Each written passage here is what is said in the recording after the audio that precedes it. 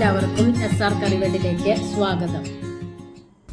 ഇന്ന് നമ്മൾ ഉണ്ടാക്കാൻ പോണത് വെയിലത്ത് വെച്ച് ഉണക്കാതെ കയ്പില്ലാതെ നല്ല ക്രിസ്പിയായി ഉണ്ടാക്കാൻ പറ്റിയ കയ്പയ്ക്ക കൊണ്ടാട്ടം. കണ്ട ക്രിസ്പി ആയിട്ടിരിക്കുന്നത്. ഇത് വെയിലത്ത് വെച്ച് ഉണക്കൊന്നും വേണ്ട, അപ്പം തന്നെ പൊരിച്ചെടുക്കുക. അപ്പം റെസിപ്പിയിലേക്ക് പോയാലോ. അതിനായി 2 കയ്പയ്ക്ക നല്ലവണ്ണം വാഷ് ചെയ്ത് ഇതുപോലെ നൈസായി കട്ട് ചെയ്തെടുക്കുക. അതൊരു ബൗളിലേക്ക് ആഡ് ചെയ്ത് കൊടുക്കുക. അതിലേക്ക് 1/4 ടീസ്പൂൺ മഞ്ഞൾപ്പൊടിയും കുറച്ച് ഉപ്പും ആഡ് ചെയ്യുക.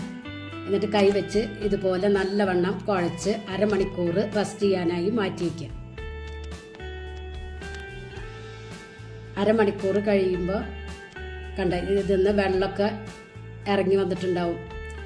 കണ്ട അത് ഇതുപോലെ കയ്യിൽ വെച്ച് അമർത്തി പ്രസ് ചെയ്ത് വെള്ളം പിഴിഞ്ഞ് കളയാം.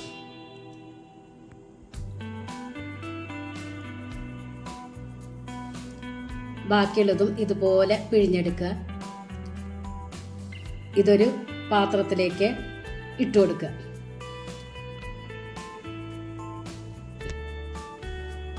ഇപ്പോൾ വെള്ളം പിഴിഞ്ഞെടുത്ത കയ്പയ്ക്ക കണ്ടില്ലേ. ഇനി ഇതിലേക്ക് 1/4 കപ്പ് കടലമാവ്, 1/4 കപ്പ് അരിപ്പൊടി, 1/4 ടീസ്പൂൺ മഞ്ഞൾപ്പൊടി, 1/2 ടീസ്പൂൺ മുളക് പൊടി, 1/2 ടീസ്പൂൺ നല്ല ജീരകത്തിൻ്റെ പൊടി, 1/2 ടീസ്പൂൺ കുരുമുളക് പൊടി. ഇനി അംചൂർ പൗഡർ. ഇത് പച്ചമാങ്ങ പൊടിച്ചതാണ്. ഇത് 1 ടീസ്പൂൺ ആഡ് ചെയ്യുക. എന്നിട്ട് കൈ വെച്ച് ഇതുപോലെ നല്ലവണ്ണം യോജിപ്പിച്ചെടുക്കുക. വെള്ളം ഒട്ടും ചേർക്കാതെ വേണം ഇത് കുഴച്ചെടുക്കേണ്ടത്. ഇതിൽ ചെയ്യുന്ന പോലെ ചെയ്തെടുക്കുക. കണ്ടു മുഴുവൻ പൊടിയും ഈ കയ്പയ്ക്കയിൽ യോജിപ്പിച്ചെടുക്കുക. പ്രത്യേകം ശ്രദ്ധിക്കുക, വെള്ളം ഒട്ടും ചേർക്കരുത്.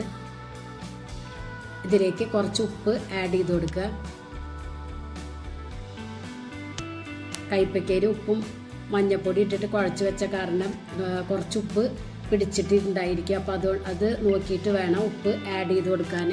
എന്നിട്ട് കൈ വെച്ച് ഇതുപോലെ പ്രസ് ചെയ്തിട്ട് പൊടികളൊക്കെ ഇതിലേക്ക് യോജിപ്പിച്ചെടുക്കുക. എന്നിട്ട് ഇതുപോലെ പ്രസ് ചെയ്ത് 10 മിനിറ്റ് മാറ്റി വയ്ക്കണം. ഇനി ഇത് പൊരിച്ചെടുക്കാനായി ഒരു ചീനച്ചട്ടിയിലേക്ക് കുറച്ചധികം ഓയിൽ ഒഴിച്ചു കൊടുക്കുക. ഓയിലോ വെളിച്ചെണ്ണ എന്തിൽ വേണമെങ്കിലും പൊരിച്ചെടുക്കുക. ഞാനിവിടെ സൺഫ്ലവർ ഓയിലാണ് എടുത്തിരിക്കുന്നത്. അതൊന്ന് ചൂടായി വരുമ്പോൾ ഇത് കണ്ട ഈർപ്പം വന്നിട്ട് വീണ്ടും ഇത് കണ്ട പൊടികളൊക്കെ യോജിപ്പിച്ചെടുത്തിട്ടുണ്ട്. ഇതുപോലെ ആഡ് ചെയ്ത് കൊടുക്കുക. എന്നിട്ട് കുറച്ച് നേരം ഇത് ഇങ്ങനെ തന്നെ കെടുക്കണം. അപ്പം തന്നെ കൈയിലോണ്ട് ഇത് ഇളക്കുക, ഒന്നും ചെയ്യരുത്. 10 മിനിറ്റ് കഴിഞ്ഞിട്ട് വേണം ഇതുപോലെ ഇളക്കി കൊടുക്കാൻ. ഇതുപോലത്തെ കോട്ടിങ് പോവാതിരിക്കാൻ വേണ്ടിയിട്ടാണ് ഇളക്കരുതെന്ന് പറയണത്.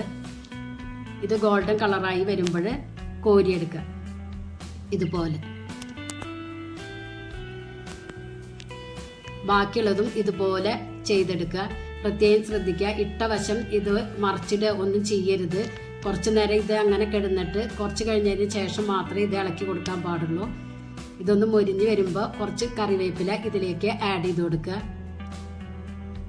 നല്ല ക്രിസ്പിയായ കയ്പയ്ക്ക കൊണ്ടാട്ടമാണ്, നല്ല ടേസ്റ്റുമാണ്. എല്ലാവരും ഇതൊരു പ്രാവശ്യം ഒന്ന് ട്രൈ ചെയ്ത് ഫീഡ്ബാക്ക് അറിയിക്കുക.